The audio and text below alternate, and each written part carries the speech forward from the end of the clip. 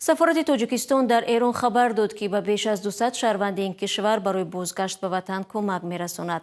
روز 28 فوریه آمریکا و اسرائیل به خاک ایران حمله کردند و پروازها به این کشور قطع شده است.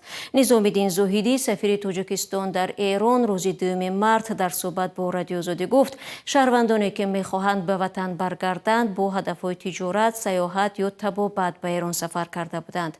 او گفت که یگان شهروند توجیکستان در حمله‌های اسرائیل و آمریکا در ایران آسیب ندیده است. به قبل سفیر روز گذشته 15 توجیکستانی از طریق آذربایجان به وطن برگشتند و امروز 2 مارس 50 نفر دیگر با هدف بازگشت به توجیکستان وارد خاک ترکمنستان خواهند شد. ایران با این دو کشور همسایه می باشد. از 200 نفر به سفارت مراجعت کردم.